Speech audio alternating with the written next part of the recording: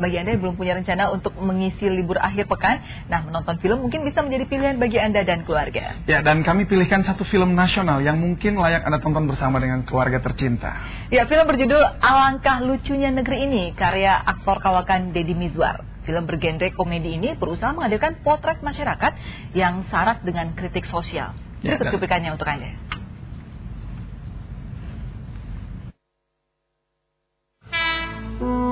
Ramah nganggur, dia bisa stres. Sian.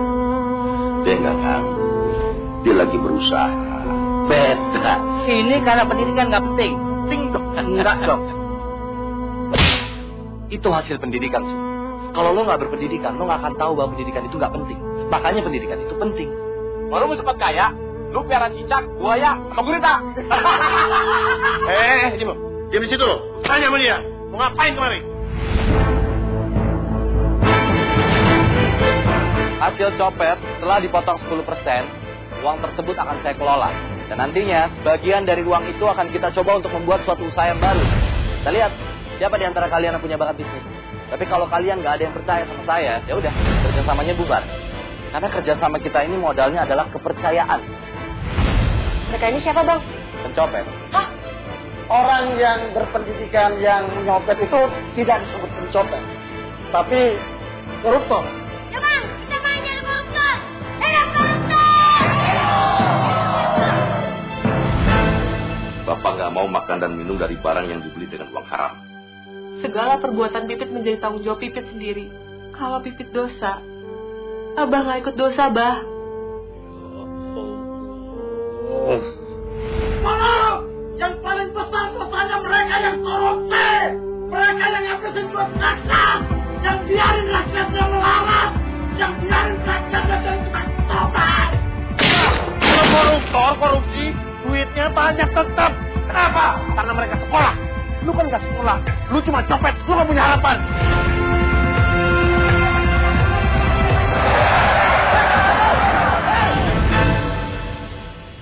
Itu gedung DPR, tempat wakil rakyat. Wakil copet, ada nggak bang? Nah, itu tadi pernyataan yang terakhir ini ya, yang perlu kita tanyakan kepada. Ini ada di sini? Oh, salah ya. Dan untuk memperbincangkan film ini, ya saat ini di studio sudah hadir, ada sutradaranya, ada pemain filmnya juga sudah semua lengkap di tempat ini. Langsung saja kita kenalkan satu-satu. Ada Tika sebagai Pipit ya di sini ya. Ada Pak Haji Deddy Mizwar. Di sini ada Mas Tio Pakusadewo dan juga ada Irfan atau Boy ya. Selamat datang semuanya. Selamat pagi, apa kabar? Baik, alhamdulillah. Kalau ngeliat trailer itu kayak udah cukup heboh dan kayaknya dekat dengan kehidupan kita sekali hari-hari ya David ya. Settingnya memang di Jakarta ya Pak Haji? Jakarta, cuma kita memilih sudut-sudut yang mungkin orang jarang lihat dari sehari-hari. Karena seperti adegan pasar itu sengaja kita buat pasar khusus. Combine antara gedung-gedung tua dengan justru jembatan layang. Tapi kenapa ini judulnya lucunya negeri ini? Bagaimana? Kalau saya bikin alangkah ngerinya negeri ini, gak ada yang nonton. Karena setiap hari kita dengar ngeri semuanya kan. Kan coba di media itu ngeri semuanya. Ya, masa PP dengan masyarakat, kemudian yang korupsi begitu banyak, itu kan ngeri sekali. Jadi pesimis kita. Maka saya ingin kita melihat ini tetap optimis. Betapapun kita nggak suka pada pemimpin, betapapun nggak suka pada orang golongan lain, tapi ada satu hal yang mestinya dipertahankan. Rasa cinta kita pada tanah air ya harus bersegari. Kalau kita ngelihat tadi cuplikannya kayaknya itu ngeri kan kacau. Apakah sengaja dihubung-hubungkan dengan kondisi seperti sekarang ini atau memang film ini sudah direncanakan sudah lama Pak Haji? Kita tahu korupsi sejak berpuluh tahun yang lalu. Ya, saya tahu ada, cuman kan nggak pernah diomongin secara lebih terbuka. Sekarang main buka-bukaan kan lucu ya. Yang ada lihat di lucunya lucu. Tapi secara spesifik contoh aja kalau dihubungkan dengan yang tadi Pak Haji bilang bahwa ini ya koruptor terjadi dan sudah terbuka, bahkan sekarang ada maklar kasus. Nah ini hubungannya dengan film ini apa sih nilai yang bisa? Semua kita juga bicara pajak padahal belum ada kasus pajak. Tapi kita juga tahu sebelum ada kasus pajak ada masalah pajak gitu.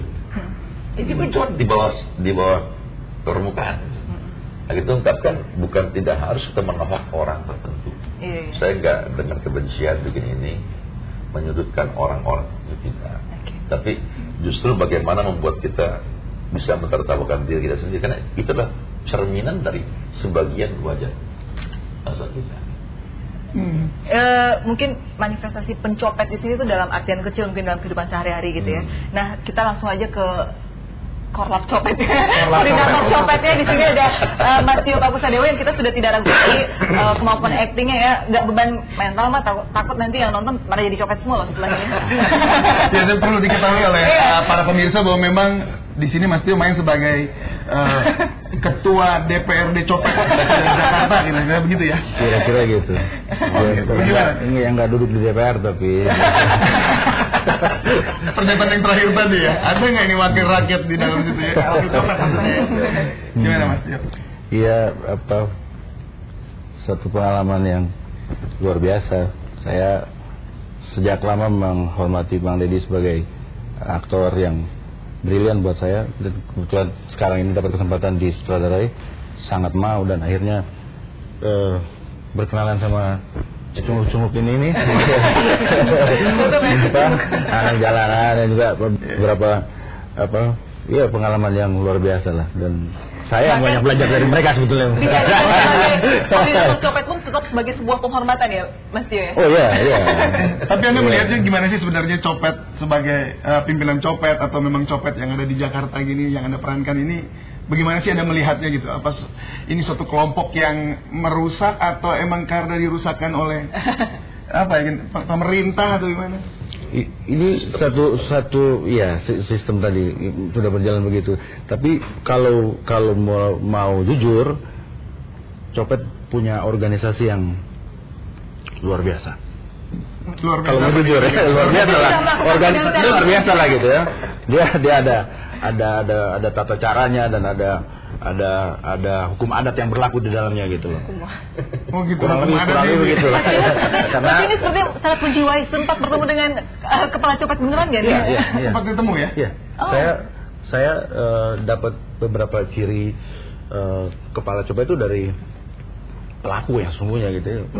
Ada kebetulan teman yang memang dia setiap malam minggu tuh ada jadwal yang pasti nongkrong di sebuah tempat, dan kalau kepala di setiap daerah tuh lain-lain, dia selalu ada kodenya. Misalnya selalu bawa koran yang dilipat gitu ya. Misalnya ya. Bisa contoh aja.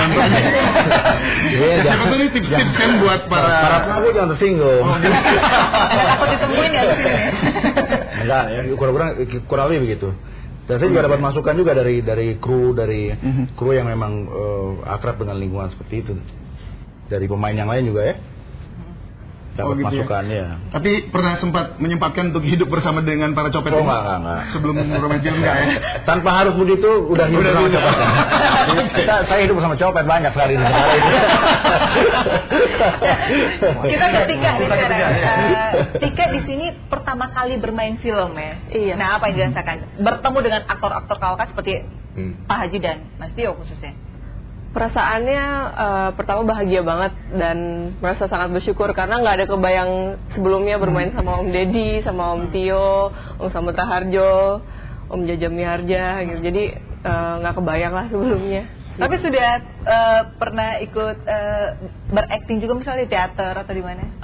Kalau dulu ekskul saya selama SMP SMA ya saya teater. Oh berarti ini film pertama ya? Film pertama. Kenapa ketemu sosok Tika, Pak Deddy? Anak saya rekomendasikan dia. Oh gitu. Coba ini kenalan dulu sama anaknya Mbak. Waktu saya suruh baca skenario itu, wah Pak, ini ada teman Tete yang Tete yakin dia bisa mainkan itu. Dia bilang, siapa teman kamu itu? Coba undang ke kantor saya. Nah, diundanglah dia, saya bilang, kayaknya boleh juga nih, saya lihat ya. Bang Deddy jangan bilang, coba jalan. Tapi apa sih tantangannya apa? Kesulitannya? Tantangannya awalnya grogi banget karena dari hanya mahasiswi biasa terus tiba-tiba ditawarin film Deddy Mizwar pula yang bikin ya gitu. Jadi awalnya grogi gitu, tapi ya karena didukung sama ya om-om yang berbaik hati di sini, jadi ya nggak grogi lagi akhirnya. Nggak grogi. Belajar sambil jalan. Oke. Oh gitu. Kemampuan Soal teknis. naskah juga nggak kesulitan ya. Dan di film ini juga melibatkan belasan anak-anak jalanannya. Tadi Iya. dia ada kesulitan nggak mengcasting mereka? Saya kira awalnya pada saat kita mencoba untuk kumpulkan tuh kita workshop 2 bulan. Itu awalnya juga memang ada juga yang nggak bisa baca. Kemudian begitu mengerti apa yang mesti disampaikan dalam bentuk dialog, itu kayak deklamasi kadang-kadang. Kayak deklamasi. Dan bagaimana mengelola itu, makanya dicampur ada anak-anak jalanan yang sesungguhnya sekitar 70%, kemudian ada anak teater, dan ada juga Sakurta Ginting yang sudah sering main film. Diaduk aja itu kayak Tapi cendol kan, lama-lama ya mereka bisa.